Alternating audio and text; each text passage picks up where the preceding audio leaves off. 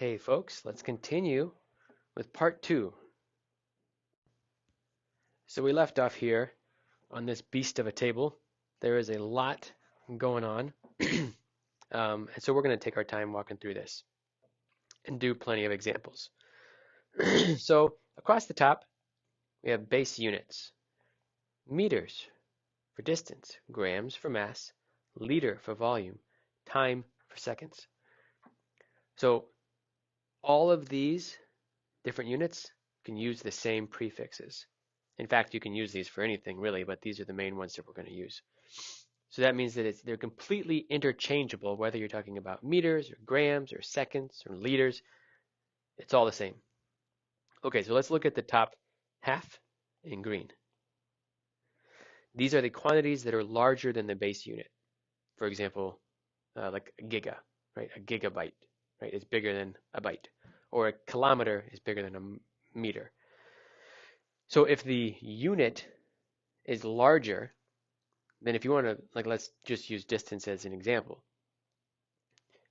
If you're covering the same physical distance, but you're counting it with bigger steps, it's going to take fewer steps, right?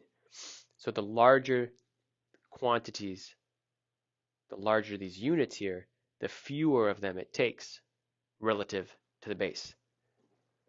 So you'll see what you do to the base. You multiply it by a bigger number, right? So these are positive coefficients or positive exponents. And here it is with zeros, but here it is with scientific notation, right? And then there's an example. Like we said, 1 kilometer is 10 to the 3 meters. 1 megahertz is 10 to the 6 hertz. Okay, so notice that in a way, this 10 to the 3 scientific multiplier is essentially equal to this k if you look at this equation. Think of the k, 1k as equal to 10 to the 3. That'll help you understand which way to go. If we look at the bottom half of, since the base, now these are smaller than the base, so it's going to take more of them, right? Like now you imagine measuring the same distance, but you're taking smaller steps. It's going to take more steps to fill that whole distance. So here we see that we have negative exponents. So these are numbers less than 1, right? Because the actual length of a centimeter is less than 1. And so you could say 1 centimeter is 10 to the minus 2 meters. Right now, 1 meter is 100 centimeters. But notice all of these we're setting the prefix value equal to 1 and looking at what happens to the base, right? So if we have 1 centimeter, it's smaller than the base. So it's 10 to the minus 2 or 1 over 100. Okay, a kilometer is bigger. And so how many, if you set the kilometers as the 1, then it's going to be a large number of meters. If you set centimeters as the 1, it's going to be a small, less than 1, a fraction of a centimeter. So these numbers go all the way down to 1 picometer, just 10 to the minus 12. And of course, they continue, but we just have to stop our table somewhere. All right. So again, the prefix symbol we want to set as 1, and then the base is being modified.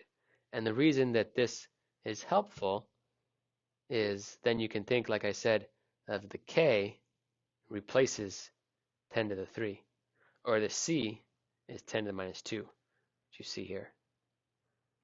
If that doesn't make sense quite yet, don't worry, we'll do more examples.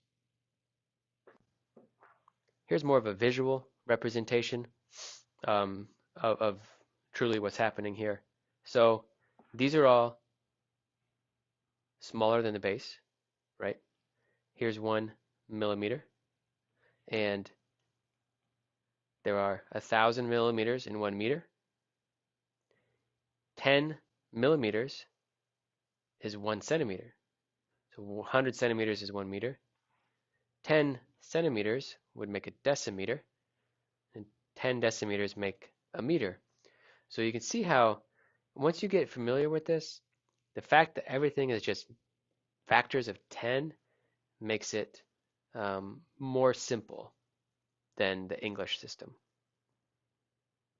So we can equate all of these things here, like saying 1,000 millimeters is equal to 100 centimeters is equal to 1 meter. And of course, it's interchangeable whether we're talking about liters or grams or anything else. Okay, once you get the pattern, doesn't matter what you're talking about. Okay, let's do, excuse me, let's do an example.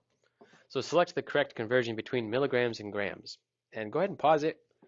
Notice I put a note on C, it's +3 in the exponent. So pause it here and answer this for yourself and then come back. Okay, welcome back. So we know one way or another that there's a factor of 10 to the 3 somewhere in here. So this is wrong, and this is wrong, and this is wrong. And now it's just a matter of, is 1 milligram 10 to the -3 grams, or is 1 milligram 10 to the +3 grams? So 10 to the -3 is this, 10 to the +3, oops, is this. And a milligram is small, right? So it's a fraction of a gram. It is not 1,000 grams. So the correct answer is 1 milligram equals 1 times 10 to the -3. And if we look back here on our table, we see just that right here. So think about the M. M means 10 to the -3. So you can just replace this right here, and they're equivalent. You could, of course, also say 1,000 milligrams is 1 gram. That is correct. But keeping with the pattern, we're going to use 1 as the reference for the prefixed and then change the base. Okay, and that's kind of what I'm saying here. Right. So I'm not going to say that again.